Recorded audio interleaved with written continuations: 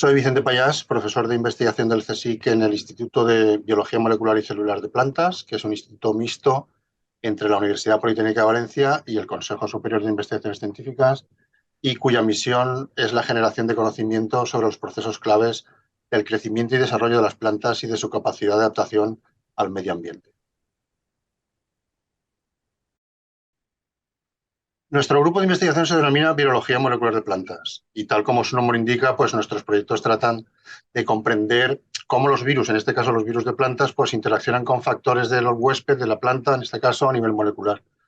Y mediante estas interacciones los virus pueden multiplicarse y perpetuarse en sus huéspedes porque los secuestran estos factores, y en este caso estaríamos hablando de factores de susceptibilidad del huésped, o por el contrario, en otras ocasiones pueden interaccionar con factores que restringen su multiplicación o la propagación. Y en este caso estaríamos frente a factores de resistencia del virus, que son precisamente los factores que habitualmente han buscado con ahínco los mejoradores de plantas para conseguir plantas más resistentes a los virus, a estos patógenos en particular. En cualquier caso, el conocimiento profundo y el modo de acción de ambos tipos de factores son esenciales para establecer estrategias de control contra las virosis, ¿no? Aquí hay que necesariamente mencionar que, a diferencia de los hongos y las bacterias, no existe un viricida generalista para combatir a los virus, y las principales estrategias de control pues corresponden a las encaminadas a controlar sus vectores en este caso, ¿no? Lo que supone un reto muy importante para el desarrollo de una agricultura sostenible.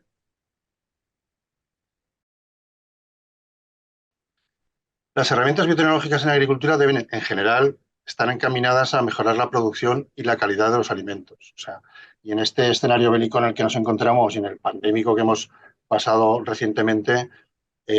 pues hemos sufrido recientemente, pues es importante recordar que China tiene unas reservas alimentarias para su población de un año, Estados Unidos de 6 meses, Estados Unidos y Rusia en este caso de 6 meses, y en Europa solo de 45 días. Y las nuevas herramientas biotecnológicas serían claves para mejorar la resistencia a plagas y enfermedades, para esa producción, para aumentar la producción, para que las plantas puedan seguir produciendo alimentos en este caso, ¿no? También para la adaptación al cambio climático y a las condiciones de estrés como la sequía, que nos está afectando de manera muy directa, o las altas temperaturas. La sequía, hay que recordar que genera 35.000 millones de euros de pérdidas a nivel mundial. Otro frente en el que está trabajando estas herramientas biotecnológicas es el de mejorar las capacidades nutricionales, creando compuestos con valor añadido o incluso eliminando alérgenos. Y finalmente, un último aspecto que me gustaría resaltar es el uso de estas herramientas para modificar las plantas con fines industriales y elaborar, por ejemplo, medicamentos o cosméticos, ¿no? Hay pues que invertir en sanidad vegetal, en fitopatología en este caso, en definitiva, porque esto es esencial para una agricultura sostenible, ¿no? La seguridad alimentaria y para la protección del medio ambiente.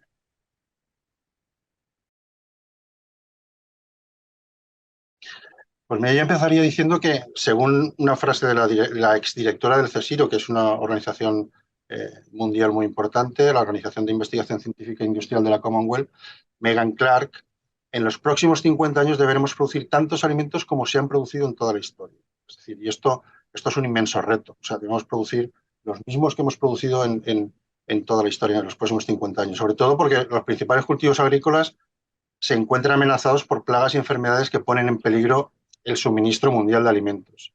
Además, nos enfrentamos a la globalización y al creciente impacto del cambio climático, al control de enfermedades emergentes y reemergentes, a la gestión sostenible de la resistencia de plagas y patógenos, a los tratamientos fitosanitarios. Y finalmente, muy importante, el lograr en cultivos una inmunidad de amplio espectro mediante la edición genómica. Y en este punto me gustaría detenerme un momentín, porque esta edición genómica, que se denomina, tiene un nombre un poco difícil de pronunciar, pero es CRISPR,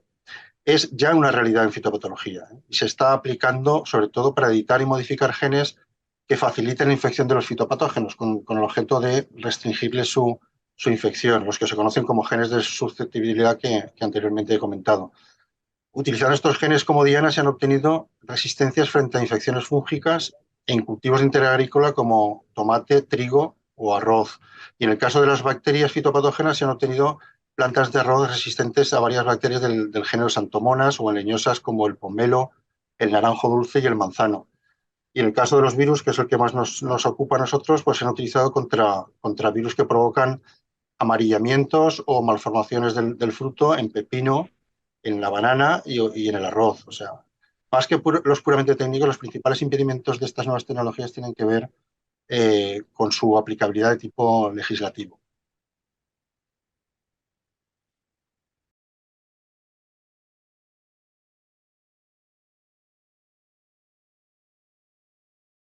Pues que Europa no puede perder de nuevo otra oportunidad como perdimos con los transgénicos, ¿no? Y si nos retrasamos mucho, perderemos las inmensas oportunidades que nos ofrece la edición genómica. Por ejemplo, Estados Unidos, Canadá y Argentina y Australia tienen una regulación más o menos flexible sobre los cultivos editados por CRISPR, por esta edición, nuevas tecnologías de edición genómica y otras metodologías más o menos afinas. India y China serán los siguientes, o sea, los siguientes países en los cuales esta regulación es muy flexible. Mientras Estados Unidos y Canadá están cultivando y vendiendo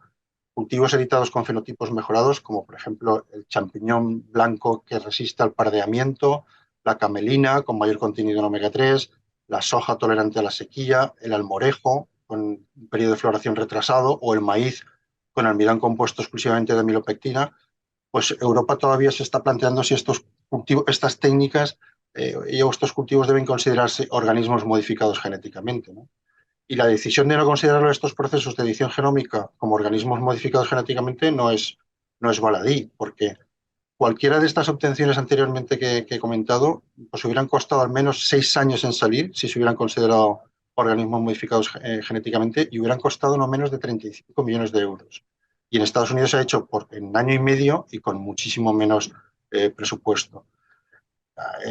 Pero no solo son estas razones por las que Europa debe considerar los procesos de edición genómica fuera de la legislación de los OMGs, porque una mutación provocada por CRISPR, por estas nuevas tecnologías, en la que se han modificado unas pocas bases de un gen endógeno, no se puede distinguir de una mutación que haya ocurrido de forma natural. Y la propuesta ahora de la Unión Europea establece por fin dos categorías de vegetales, ¿no? Los vegetales obtenidos mediante las nuevas tecnologías genómicas comparables a los vegetales convencionales o que pueden surgir de forma natural y los vegetales obtenidos mediante nuevas tecnologías genómicas con modificaciones mucho más complejas que sí que necesitarán una mayor regulación en este aspecto. Bueno, el escenario de la divulgación científica está cambiando mucho, ¿eh? En esta última pandemia que hemos sufrido de COVID, pues la verdad es que los investigadores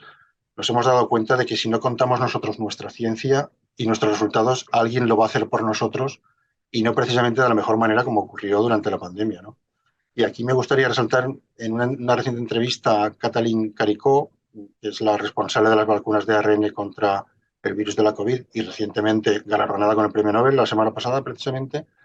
comentaba de manera muy acertada que durante la pandemia los negacionistas aprovecharon que los científicos estábamos demasiado ocupados y ellos, los negacionistas que no tenían nada que hacer, aprovecharon para dar su malévolo relato de la pandemia y del virus, ¿no? Esto nos ha ocurrido antes con el relato de los transgénicos y con las homeopatías. Y, por supuesto, no debemos dejar que nos vuelva a pasar con los virus y con las pandemias, ¿no? Los científicos debemos contar en la medida de nuestras posibilidades, pues, nuestro trabajo. Al fin y al cabo, pues somos empleados públicos y nos debemos a esta labor social en la medida de lo posible.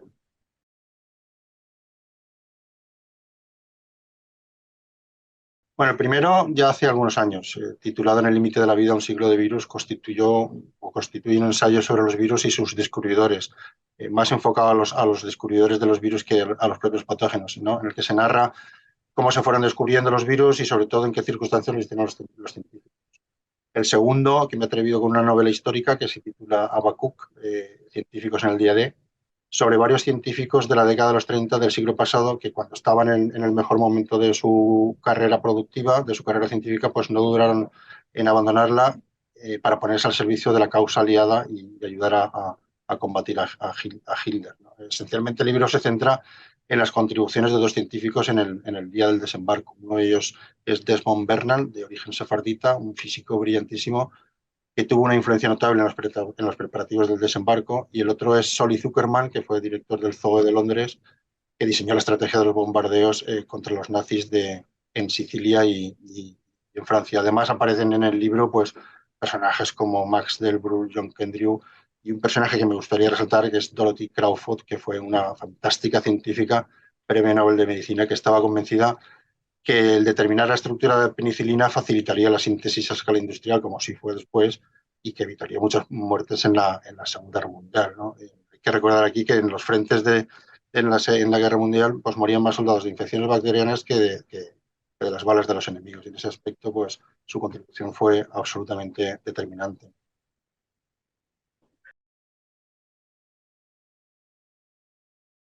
Pues la verdad es que ha sido una experiencia muy enriquecedora, tengo que decirlo, con mucha ilusión en muchos momentos, pero a la vez con cierta desazón en otros, ¿no? Tengo que aclarar que fui director al principio en una época con cierta bonanza económica, que se tradujo en una moderada alegría en inversión en I+D, pero después vino una crisis muy profunda en el año 2010-2011 que nos obligó a todos los directores de institutos de investigación y a la propia institución, en este caso CSIC y la UPV, a tener que tomar medidas muy duras para el control de gasto que no solo afectaban al funcionamiento de los grupos de investigación, sino al funcionamiento del propio instituto. Recuerdo como anécdota que en 2011 teníamos los pedidos de nuestros productos muy limitados e incluso tuvimos que restringir el uso de nuestro nitrógeno líquido, que es un elemento esencial en nuestra investigación, ¿no? Por la penuria de presupuesto que teníamos. Fue muy duro gestionar la escasez, pero en cualquier caso, yo creo que todos los investigadores en algún momento de su carrera deberían asumir algún cargo, no necesariamente director, porque no puede ser para todos, pero sí que algún cargo en el que tengan que tomar decisiones para conocer de primera mano pues, las dificultades y responsabilidades que eso conlleva, ¿no?